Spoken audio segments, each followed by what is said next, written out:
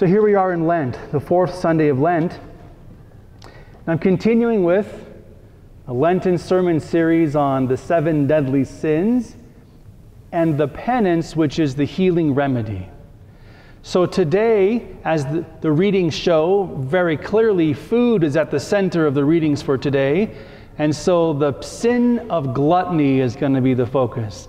Again, the 7 deadly sins are the 7 categories, the main ways in which our sinful nature, our woundedness begins to leak out into the world. Gluttony. Gluttony is an excessive use of food and drink. Gluttony. An easy definition or example of gluttony, right here. Exhibit A. Right here for your viewing pleasure. I'm excellent at this one. So gluttony is just not approaching food and drink in the way that it's meant to be. Because food and drink, it's really simple. It's just meant to nourish our bodies. That's it. But we can get carried away with things, can't we? Like, for example, a watch. What's the point of a watch? To tell time. That's it. So a $3 watch should suffice, shouldn't it? That's my point. We sometimes lose sight of what things are for. That's fine. But when it comes to certain things, particularly things where our passions are getting involved, what can happen, and this is where the sin can be, where it becomes sinful, particularly with our passions, is that we can lose control. That our passions take over, and I am no longer in control of self. That is where it becomes sinful. Now, the healing remedy for gluttony is temperance, and temperance is moderation with food and drink. Now, I would like to expand the definition of gluttony to say an immoderate use of food, drink, and media. So I think media is a way right now in which many people are beginning to lose control and are turning to in an excessive way. It's not necessarily helpful. But I want to just briefly talk about, again, how this affects us in terms of our passions and losing control. But I want to focus mostly on the remedy. Remember, penance is healing. It's meant to heal and restore us, like physical therapy heals and restores us, like training makes us healthier. The remedy could be hard and painful, but the end result is very good. So you and I all have passions, natural desires, and these desires were put into God by us for a reason, and God attached pleasure to the things He wanted us to do. It's pleasurable to sleep, and our body needs that to recover and to heal. It's pleasurable to eat. It's pleasurable to drink, because our bodies need that. Sex is pleasurable. All of these things are necessary for the race to continue. God's pretty smart. He puts a good result to the things that we need to do. I just wish broccoli would taste better. Just saying. Just saying.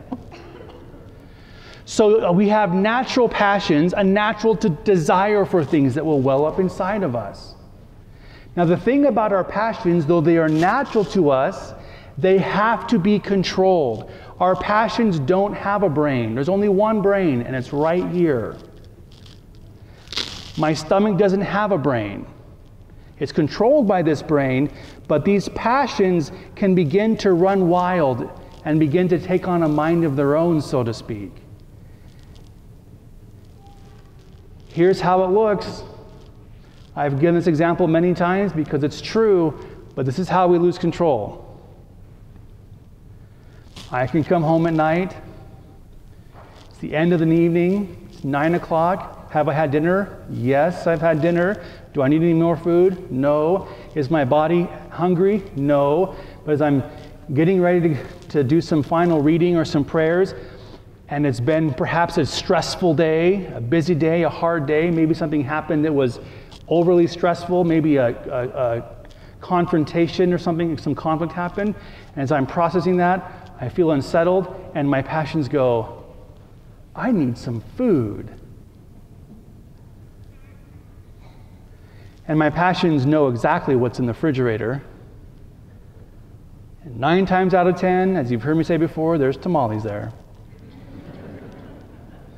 Or something along those lines. And my passions, my stomach begins to speak to me. You know, you'd feel a lot better if you had a tamale. Or if you went and you ate that. Why don't you go and get a snack? Why don't you go and eat something? I'm like, self, no, I'm good. I don't need anything else. I don't need that. And my passions, my hunger inside me begins to start to raise its voice at me. It begins to speak louder at me. Come on. And the pretty soon it's like, that's all I'm thinking about. I'm reading a book and I could read a paragraph and I have no idea what I just read. Because all I'm thinking about is this battle inside of me. The next thing I know, I start giving way. I'm like, yeah, maybe I do. Maybe I'm hungry today. Maybe I do deserve that. It's been a hard day. Next thing you know, I'm up out of the chair. I'm heading towards the refrigerator. And part of me is like, yes, good job. You're going to the fridge. Woohoo. And part of me is like, no, don't go there. It's a battle raging within me. And then I open the fridge and I grab carrot sticks and celery. Of course not. What's the cheesiest, greasiest, whatever in there? Maybe you've been there. But the point is this. I eat whatever it is, drink whatever it is, and at the end, I feel, okay, I ate something, but then I'm like, The point is, who's in control? Am I in charge of my life or not?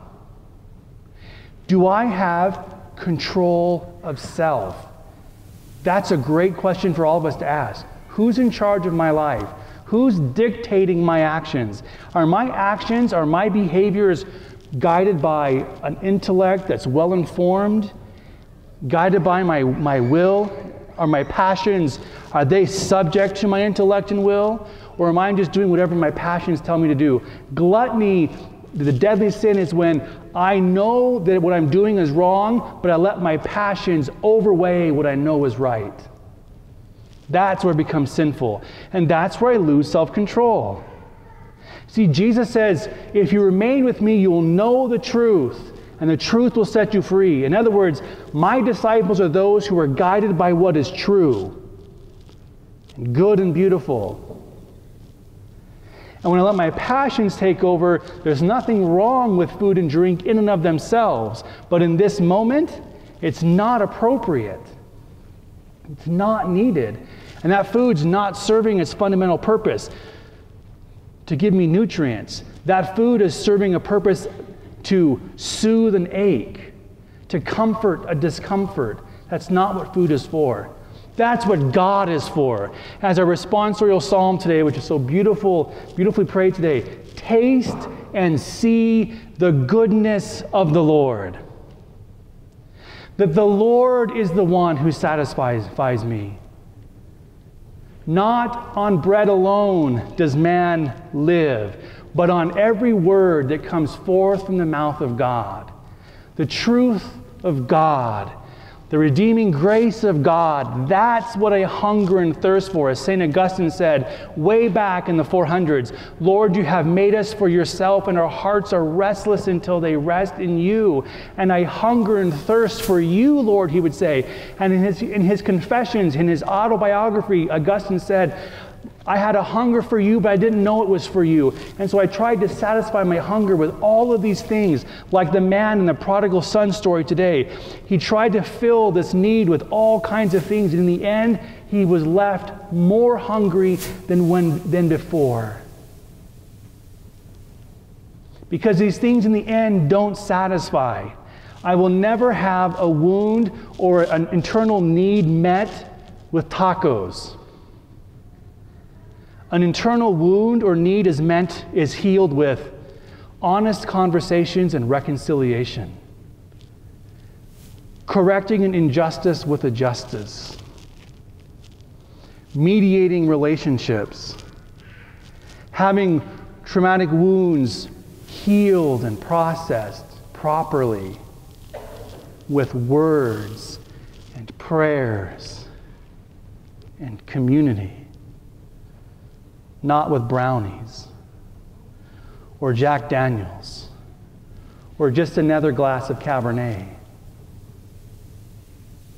There's nothing wrong with those things in and of themselves. The trouble is when we use them in a way that they weren't meant to be used for. So what's the healing remedy? Temperance. Moderation in food and drink. And I will say media, because I think more of us are turning to media instead of food and drink. Some of us are turning to that to comfort ourselves. So, this is really simple. I don't need to speak much about this.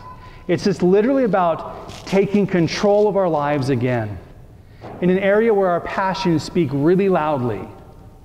Because food and drink, that's so key to us. I'm going to take control by God's grace. And so what we do during Lent is we fast. Fasting is how we start this battle. And fasting is not dieting. Fasting is taking authority over our disordered passions. That's what fasting is. If you look at fasting as dieting, it will fail you every time. I mean, fasting can be healthy, don't get me wrong, but fasting is meant to be a power. Remember, Jesus said, the disciples came to him and said, Jesus, Jesus, we've been casting out demons in your name and working miracles, but there was one over here we couldn't accomplish. And he said, because some demons can only be cast out through prayer and fasting. There is a spiritual power to fasting. The gospel, in so many ways, goes contrary and opposite to our world. Jesus turns so many things upside down. Who's going to be first? The last. Who's the greatest? The least. Who gets forgiven? The one who forgives. What do you do to your enemies? Love them. The gospel is so often opposites. And so how do we get strength? By fasting. In an ordinary situation, I need to eat a good meal before a competition. No one's going to go into battle on an empty stomach in ordinary things. That's silliness. But in the spiritual world, if we want to be well nourished for a spiritual battle, we do the opposite. We fast. Isn't that crazy? But it's very biblical. If you want to have power over yourself and receive spiritual power and strength, fast. But don't do it as a diet. Fast as an offering to God and a plea for the power of the Spirit to come to order once again our disordered passions. And a power will come into you again that is very liberating. Self-control. And that is freedom. Freedom. Again, Jesus said, if you remain with me, you will know the truth, and the truth will set you free. Free from what? Really? Mostly from ourselves. Mostly from ourselves.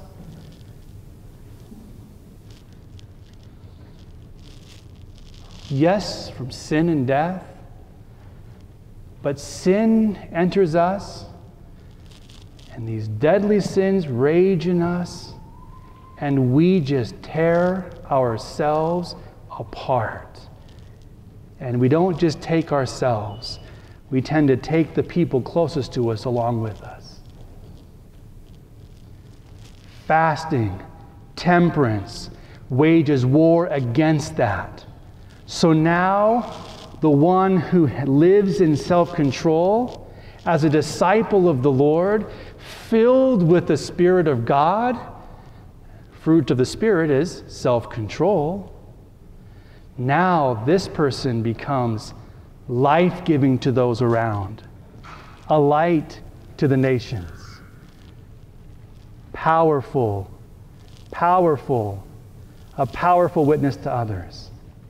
So, if you struggle with gluttony, you have a few more weeks of Lent. Here's what you do. Fast.